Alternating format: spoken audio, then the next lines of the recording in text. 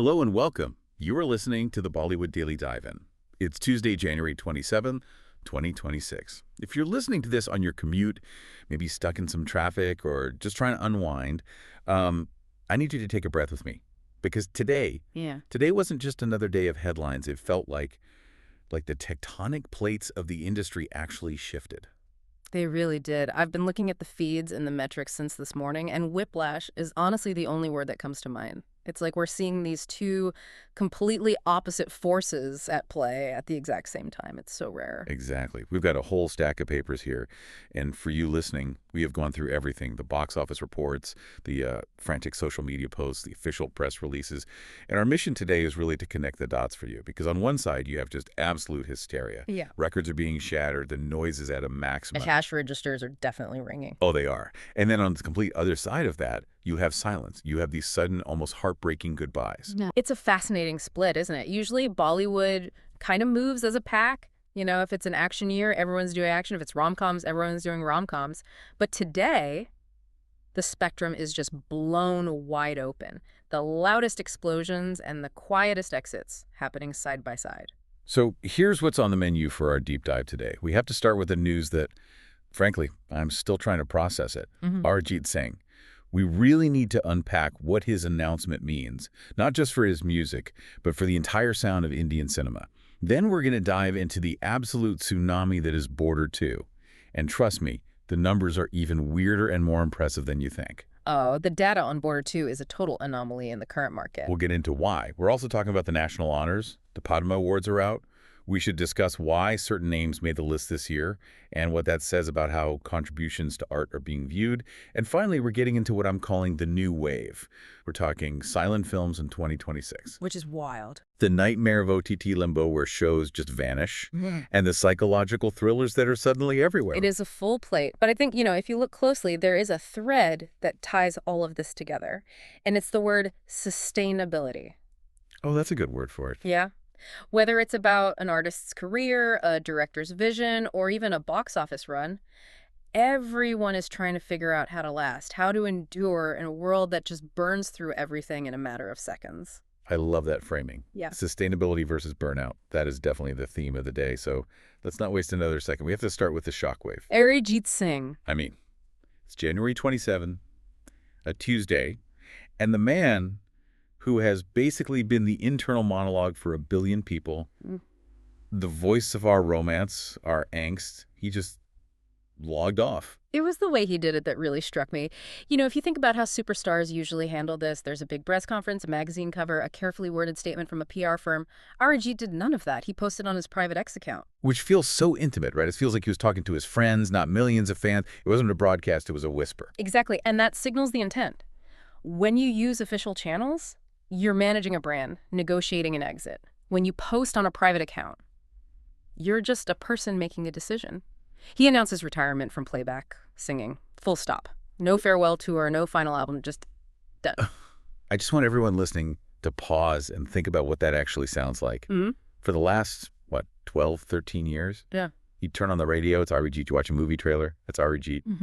The hero has a breakdown on screen. Is Arijit's voice cracking? He hasn't just been a singer. He's been the sonic texture of modern Bollywood. He has, and that right there is probably the problem, isn't it? We have to look at this from the angle of market saturation and artist burnout.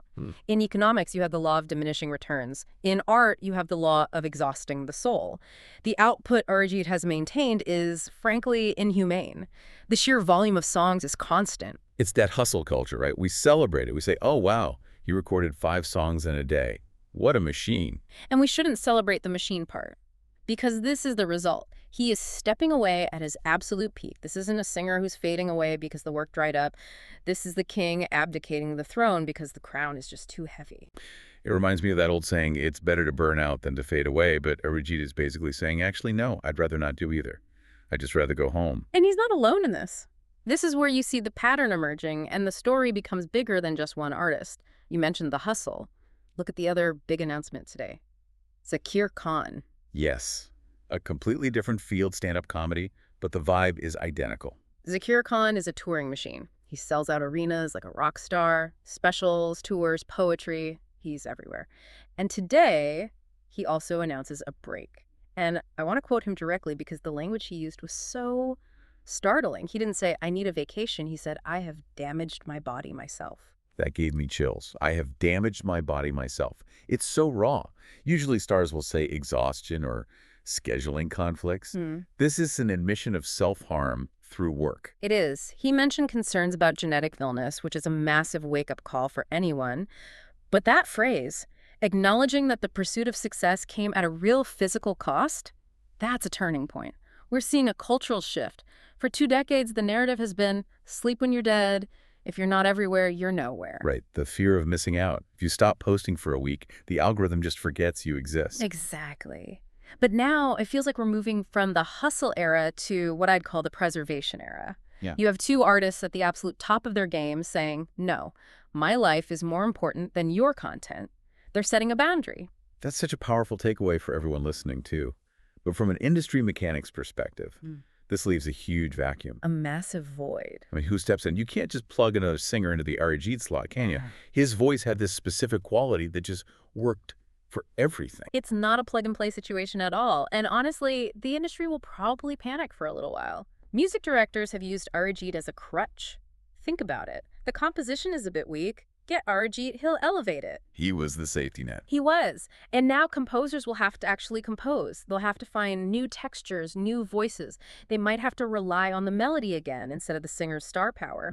In the long run, it's actually healthy. It forces diversity. But in the short term, it's going to be quiet. Wow. The silence of Arijit leaving is deafening. But speaking of noise, let's pivot to something that is definitely not quiet. The box office. Because while some artists are stepping back, the audience is stepping up in a huge way. Oh, they're doing more than stepping up. They are charging in. If Arijit is the sound of heartbreak, Border 2 is the sound of an explosion. We're looking at a proper box office tsunami. The numbers are just staggering, and we need to dissect why they're so staggering, because this isn't normal. This defies gravity. Okay, hit us with it. What's the headline stat that just blew everyone away? The film collected 59 crore rupees. On a Monday, Oh, let's just let that sink in for a second. 59 crore on a Monday. Mondays are the crash day. You usually see a 40, maybe 50% drop from Sunday. That's the rule. that's the rule of thumb. Monday is the reality check. It's when people go back to work, back to school. But we have to factor in the calendar here. This was part of the extended Republic Day weekend, so Monday was acting like a Sunday. But even with the holiday factor, 59 crore is rare air. It takes the total to 179 crore in just 5 days. That is blockbuster status in less than a week. I mean, some films fight to get to 100 crore in their entire run. They do, but what's even more interesting to me isn't just the total number. It's who is buying the tickets. When you dig into the demographics, it's not just the big city multiplexes. The reports are all highlighting the mass factor. We're seeing a huge footfall in Tier 2 and Tier 3 centers. We use that term mass a lot. Right. For anyone listening who might not get the specifics, what does that actually look like on the ground? It means the single-screen theaters are sold out. It means the audience isn't just watching, they're participating, they're whistling, they're clapping at the dialogues. It means the film has broken out of the metropolitan bubble. Sunny Deol has this unique ability, we saw it with Gator 2, to mobilize an audience that often feels ignored by urban cinema. It's that visceral connection. He screams, and the audience screams with him. It's patriotic, it's loud, it's completely unapologetic. And the casting here was just brilliant. You have Sunny for that legacy audience, the ones who remember the first border. Yeah. But then you bring in Varun Dhawan and Diljit Dosanjh. Diljit is basically a cheat code at this point. You put in something, people show up. He is. He brings in the youth, the music fans, and crucially the entire Northern Belt in a huge way. And Varun brings that commercial Bollywood stability. It's a demographic sweep. You've got the grandfather, the father, and the son all buying a ticket for the same movie. Speaking of Varun, we should probably touch on that little bit of side drama, because you can't have a blockbuster without some social media spice. Ah, yes, the liked video controversy. Right, some rumor that Janvi Kapoor liked a post that was dissing him. The usual internet nonsense. But today, she just shut it all down. She publicly praised his performance, saying, "I am so proud of you." And that matters. It sounds like fluff, but in an industry that runs on perception, that kills the negativity instantly. It refocuses the conversation on the work. She's basically saying, ignore the noise, look at the scoreboard, and the scoreboard says Varun is winning. Now, while Border 2 is sprinting, we have another film that's just refusing to stop.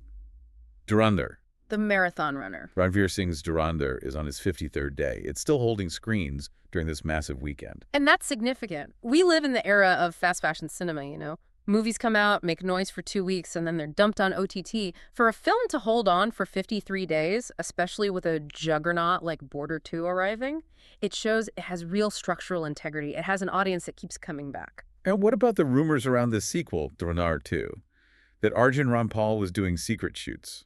All debunked. The insiders have confirmed it. The film is locked. No reshoots. It's set for a March 19th release. March 19th sounds terrifying. It's going to be a bloodbath. You've got Dhurandhar 2 going head-to-head with Toxic and Dacoit. That is 3 huge movies colliding. It is. But the fact that the first one is still running gives the sequel a huge advantage. The brand is fresh. It's a rolling start, not a cold start. So the giants are making money. But today was also about prestige, not just commerce. Let's talk about the Padma Awards. A shift from the box office to the national stage. Yes. The list came out, and it feels weighty. This year's names are pretty undeniable. It's a very significant list. You have Madhavan getting the Padma Shri, and then the big one, Dharmendra, receiving the Padma Vibhushan. Let's start with Dharmendra. The Padma Vibhushan is the second highest civilian award in the country. That's right. And for him, it just feels like this lifetime achievement award that goes beyond just acting. Think about his career. He was the original He-Man. He defined what a hero was for so much of India for decades. From Sholay to Chupke to Satyakam, he did everything. And he's still doing it. He's still showing up in films, bringing that charm. He never vanished. That's the key. He never really retired. He transitioned from hero to legend to patriarch. This award validates that entire journey. It's the government saying, you are a pillar of our culture. And then there's Madhavan. I feel like Madhavan's been having a moment for like the last 5 years, but it feels different now. Madhavan's a fascinating case study. He was pan-Indian before that was a marketing term. He started in TV, became a huge star in Tamil cinema, then crossed over to Bollywood. And now he's directing films like Rocketry. Exactly. He's not just an actor for hire anymore. He's a cinematic thinker. Rocketry was a passion project. The Padma Shri acknowledges that versatility. He bridges languages, and he bridges the gap between commercial hero and serious filmmaker. I want to highlight one more Padma Shri that really warmed my heart. Vandana Pathak. Ah, from Khichdi. Yeah. She posted this beautiful tribute to her father, Arvind Vaidya. He received the Padma Shri. And that is a win for the entire theater community. We often get blinded by the big screen stars. But Arvind Vaidya is a veteran of the Gujarati stage and Hindi television. When someone like him is recognized, it validates the entire ecosystem. It says the actor on a stage in front of 500 people is just as important as the star on a screen in front of 50 million. It's about the craft. That's a great way to put it. And speaking of the craft, there was this moment on a film set today that I think perfectly captures the duality of Indian cinema. You're talking about Mammootty. Yes. So Mammootty also got honored with the Padma Bhushan, but he wasn't at some big gala. He was on set filming Padayatra. And look who the director is, Adore Gopalakrishnan. For those who might not know Adore. Adore is a titan of parallel cinema. His films are slow, meditative, intellectual. And Mammootty is, well, he's a megastar. He's mass. And yet, there they are, working together. And the team honored Mammootty right there on set. It's such a symbolic image. You have the commercial superstar being celebrated by the art house legend while they collaborate. It just destroys this false idea that you have to be either an entertainer or an artist. The best ones, like Mammootty, are both. That bridge between art and commerce. That's where the magic is. But sometimes, the art side takes a really, really bold risk. Which brings us to the creative frontier. The experimental zone. Right. So amidst the explosions of Border 2, we got a trailer today that had 0 dialogue. Gandhi Talks. A silent film in 2026. That is audacious. The cast is incredible. Vijay, Sethupathi, Arvind, Swami, Aditi Rao Haidari. Yeah. And it's described as a silent drama about the psychology of money. Psychology of money with no words. That's a high-wire act. I mean, how risky is this? We just talked about audiences wanting loud, screaming action. Will they sit still for silence? It's incredibly risky, but that's exactly why it's so exciting. We're in an era of sensory overload. Content is always screaming at you. Fast cuts, loud music, characters explaining the plot. To strip all of that away and rely only on visual storytelling, It's a complete counter It move. forces you to actually watch, doesn't it? Precisely. You can't scroll through Instagram while it's playing because you'll miss everything. It demands your full engagement. And with actors like Vijay Sethupathi and Arvind Swami, actors who can say a paragraph with just a look, it might just work. I really hope it does. We need that variety. Yeah. But while Gandhi Talks is gearing up, there's another project that represents the darker side of this, the nightmare side. Golconda Tales. The director of Toombad, Rahi Anil Barv. And Toombad is a cult masterpiece. It is. A masterpiece of atmosphere. So he spent 5 years making this show, Golconda Tales, for an OTT platform. 5 years. And the news today is, it's just stuck in limbo. He said, I can't show a single image of it. It's just heartbreaking. And it exposes that content factory mindset of the streaming era. Yeah. Platforms commission work, but then strategies change, or algorithms say something different, and a completed project just sits on a server. The definition of golden handcuffs. Yeah. You got paid, but you don't own it, so you can't show it. And for a creator like him who builds these intricate worlds, to have 5 years of your life locked away in a digital vault, it's a tragedy. It's a sober reminder that just because something gets made doesn't mean we get to see it. It really is. Which makes you wonder about the format itself. Speaking of which, there was a roundtable today with people like Anurag Kashyap and Srijit Mukherjee. Talk about short films. Yeah.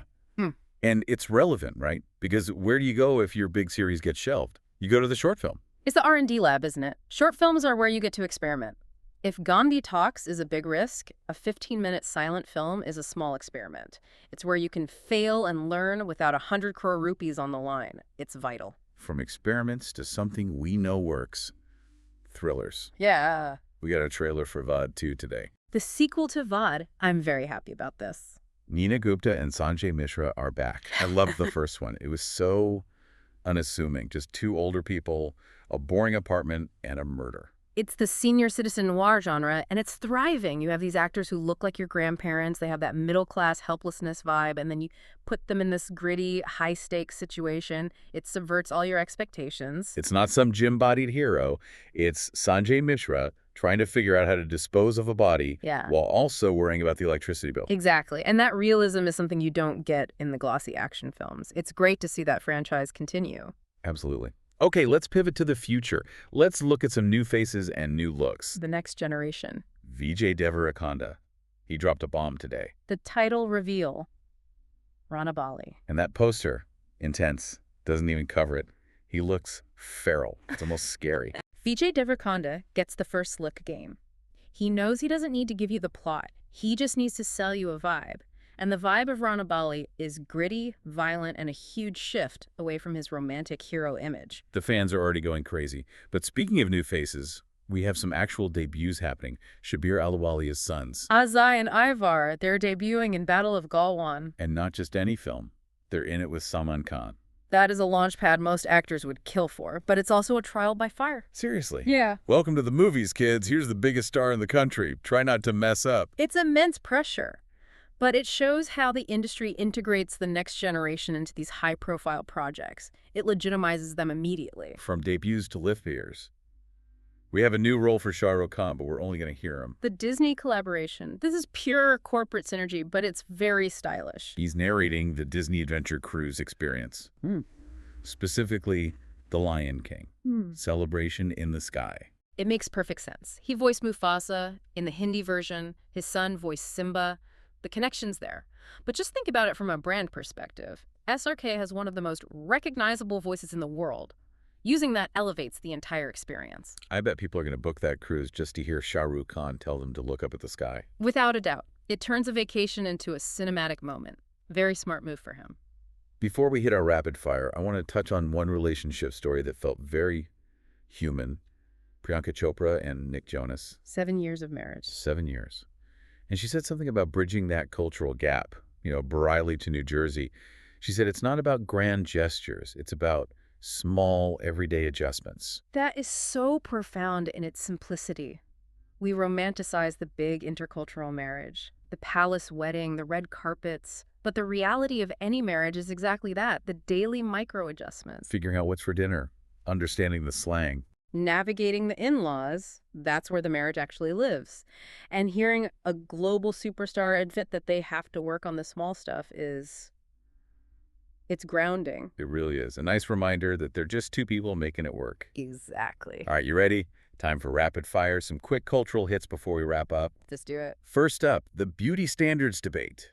Farah Khan dropped a vlog and chose violence. She called Aishwarya Rai the only natural beauty in Bollywood. Oof, that's going to spark some conversations. It already has. Twitter is melting down. It's a tricky statement, isn't it? On one hand, Aishwarya is a classic beauty, but saying she's the only one, it just opens up this whole can of worms about cosmetic enhancements. The fillers, the fox eye trend. Exactly. Farah is being unfiltered, as always, but she's tapping into a real anxiety. There's a homogenization of faces happening. Calling Aishwarya natural is maybe a way of mourning the loss of unique faces in the industry. It's less about Aishwarya, more about what's demanded of women now. That's a great point, a pushback against the Instagram face. Speaking of distinct look-style icon of the day, has to be Urvashi Rotella. She never does things by halves. Never. She stepped out in this off-shoulder black gown that was just pure drama. Urvashi understands the assignment. She knows her job is to be a celebrity with a capital C.